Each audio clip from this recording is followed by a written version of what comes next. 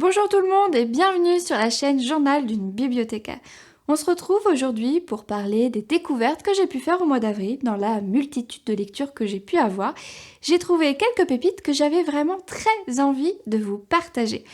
Comme il y en a un petit peu plus que d'habitude, je vous propose d'y aller tout de suite. Commençons par la BD Lulu et Nelson de Charlotte Girard et Jean-Marie Aumont au scénario et Aurélie Néré à l'illustration. Lulu et Nelson est une histoire complète en 3 tomes et ça y est, elle est complète, vraiment complète, puisque le tome 3 est sorti fin novembre 2022. Lulu et Nelson nous propose de nous raconter l'histoire de Lulu, une jeune italienne qui vit dans un cirque avec ses parents puisqu'ils sont dresseurs de lions. Lors d'un spectacle, un lion tue la maman de Lulu. À partir de ce moment, le papa décide de se séparer des lions, de ne plus entendre parler des lions, aux grandes dames de Lulu. À ce drame s'ajoute un autre drame pour Lulu puisque le lion qui a grandi avec elle décède dans un incendie. Elle décide alors de partir en Afrique du Sud pour récupérer un lionceau et le ramener en Italie pour le cirque et devenir à son tour dresseuse de lions. Lulu et Nelson est une BD qui m'a énormément intéressée parce qu'elle va aborder des thématiques très fortes tout en restant accessible aux enfants, puisqu'elle s'adresse aux enfants à partir environ de 10-11 ans. On va donc y aborder par exemple le rapport à l'animal, parce que Lulu, elle part quand même en Afrique du Sud pour récupérer un lionceau dans la nature et le ramener en Italie dans un cirque. On va aborder aussi l'idée de transmission, puisque l'histoire est racontée par une Lulu âgée qui s'adresse à sa petite fille qui est en train de vivre un épisode assez dur de sa vie parce qu'elle va devoir quitter la réserve d'éléphants dans laquelle elle a toujours grandi. Et Lulu va lui raconter ce passage de sa jeunesse pour lui passer un message, pour qu'il y ait une transmission d'apprentissage. Donc moi j'ai vraiment beaucoup aimé cet aspect de la BD, cette transmission intergénérationnelle. C'est peut-être le truc qui m'a vraiment le plus plu dans cette BD. Mais on va aborder aussi d'autres thématiques, puisque quand Lulu arrive en Afrique du Sud, on est en pleine période où Nelson Mandela est en train de militer pour l'obtention de droits civiques. On va donc voir la violence policière, le racisme, l'injustice sociale, l'apartheid. Toutes ces thématiques-là sont abordées dans Lulu et Nelson. Dans la première BD, on va même voir le papa de Lulu, qui l'a suivi pour essayer de l'empêcher de faire ce qu'elle comptait faire. On va le voir être emprisonné parce qu'il a essayé d'empêcher un policier de tabasser à mort un jeune garçon, Nelson. C'est pour toutes ces choses que moi j'ai vraiment beaucoup aimé cette BD. On se demande avec le tome 1 et 2 où est-ce qu'elle va nous amener, pourquoi elle nous aborde ça, quelle est l'histoire dans sa globalité. Une fois qu'on a lu le tome 3, on a l'histoire dans sa globalité et tout devient très limpide. Et moi c'est vraiment ce tome 3 qui m'a donné une autre dimension à cette BD. Je ne peux pas m'empêcher non plus de vous faire un petit point sur les illustrations parce que moi je sais pas ce que vous en pensez vous, mais alors moi je les trouve vraiment sublimes ces illustrations. Vous avez peut-être reconnu le travail des carnets de cerises, une autre série de BD pour la jeunesse. C'est normal, ce sont les mêmes auteurs. Donc si vous avez beaucoup aimé les carnets de cerises, je vous laisse découvrir Lulu et Nelson. Et si vous ne connaissez ni l'un ni l'autre, je vous laisse découvrir l'un et l'autre. Et maintenant, un tout autre univers avec la BD Crapule de Jean-Luc Deglin en 2 tomes qui sont sortis en 2017 et en 2018. Crapule nous raconte le quotidien, ou plutôt la cohabitation entre une jeune femme qui n'aime pas spécialement les chats et un chaton, Crapule, à la fois tyrannique et violent. Il faut dire que leur histoire à deux commence assez mal puisque c'est la maman de cette jeune femme qui lui envoie Crapule dans un carton. Mais elle l'a pas vu tout de suite, donc ça fait plusieurs jours qu'il est dans son carton. Elle, quand elle découvre ça, elle sait pas si à l'intérieur elle va retrouver un chat mort ou un chat en très mauvais état.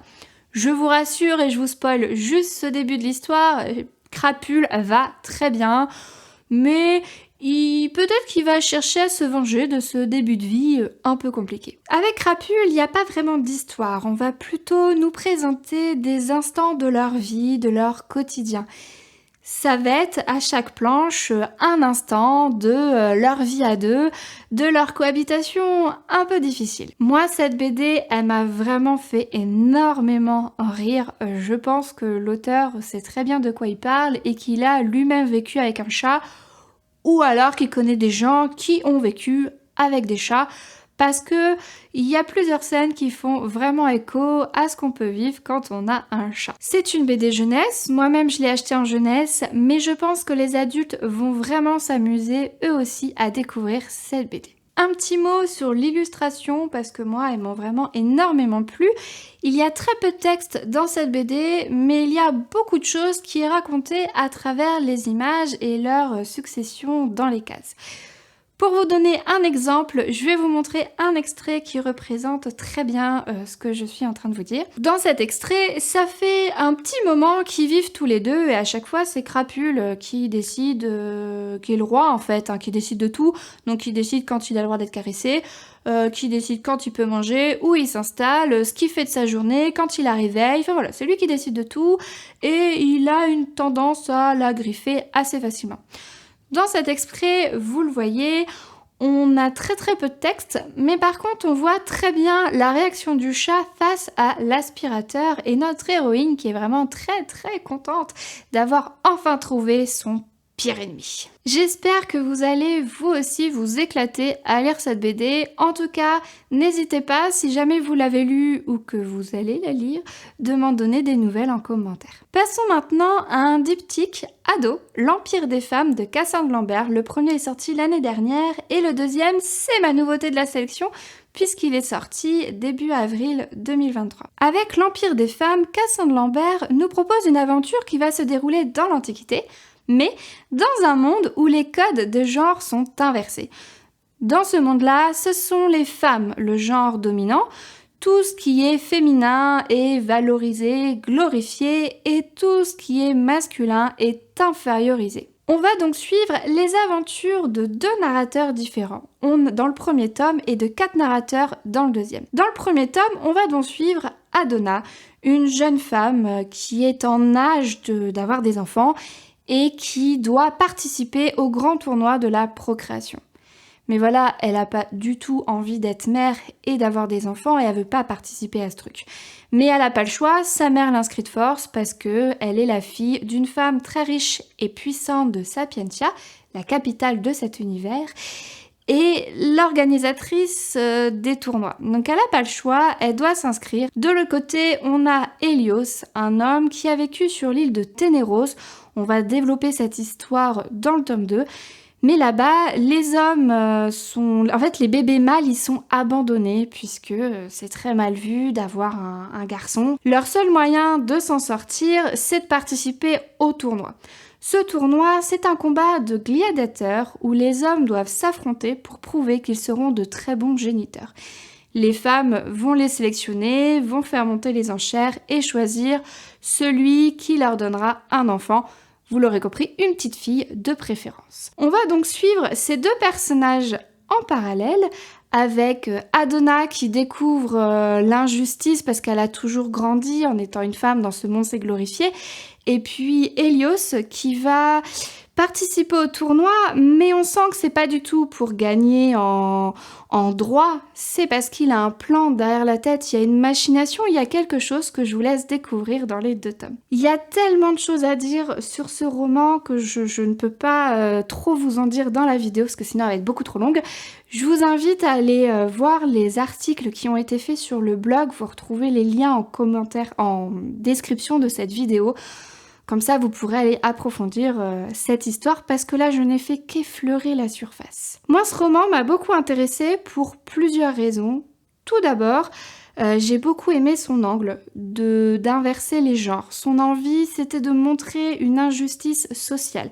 Elle va débuter, par exemple, à chaque début de chapitre, on a des citations, donc ce sont de vraies citations, ce sont des choses qui ont été écrites et dites, mais quand on inverse, qu'on met les hommes à la place des femmes et les femmes à la place des hommes, on voit des petites choses qui sont, voilà, qui transpercent, donc je vous laisserai découvrir ça. À ça va s'ajouter tout ce qui va être injustice sociale, parce que là, elle aborde les différences entre les hommes et les femmes, mais ça fonctionne avec toutes les injustices sociales qu'on peut croiser. Et ce qui est super aussi avec ce roman, c'est que si vous n'avez pas du tout envie de lire quelque chose qui parle de ça et que de ça, et que vous voulez passer juste un moment de plaisir pur à lire une histoire qui vous prend aux tripes, qu'il y a de l'aventure, qu'il y a des personnages forts, et ben ça fonctionne aussi. Elle propose aussi que ce soit juste un roman de plaisir pur de lecture. Et on termine cette vidéo avec un roman jeunesse, Les Sœurs Hiver de Jolane C. Bertrand, qui est sorti en 2022.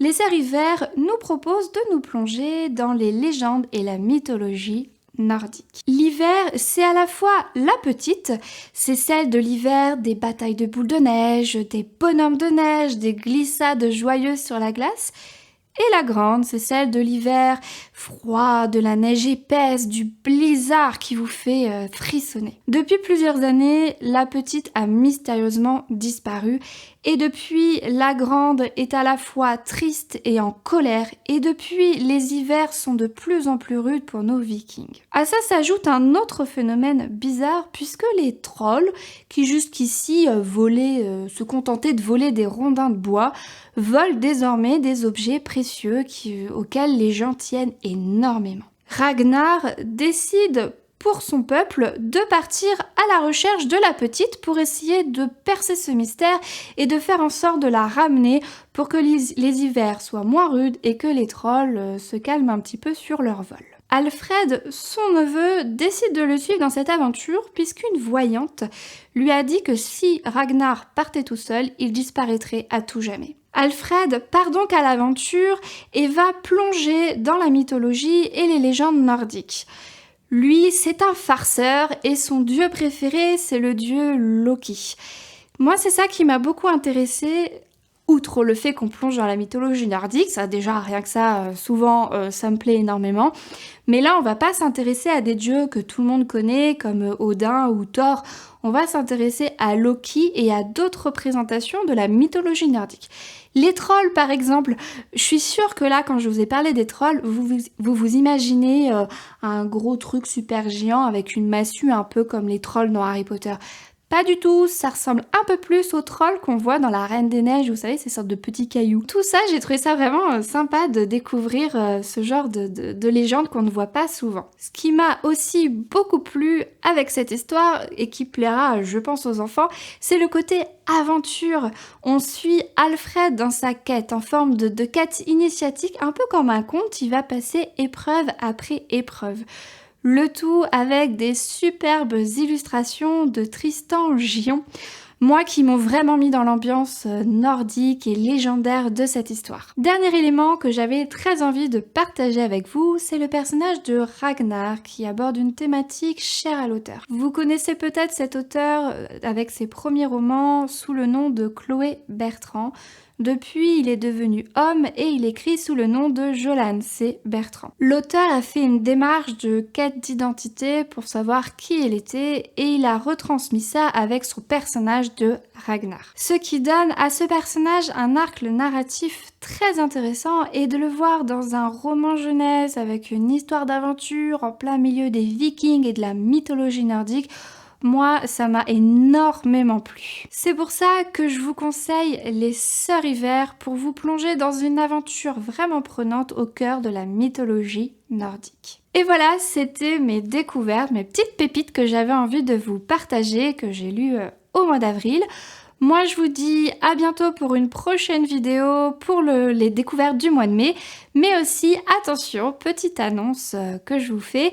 Je vais aussi vous proposer une vidéo des romans que je conseille, des romans jeunesse que je conseille le plus aux enfants à la médiathèque et qui ont en plus été lus, testés et approuvés par les enfants. À bientôt pour la découverte de ces vidéos et puis laissez-moi des commentaires si vous le souhaitez pour me partager vos propres découvertes.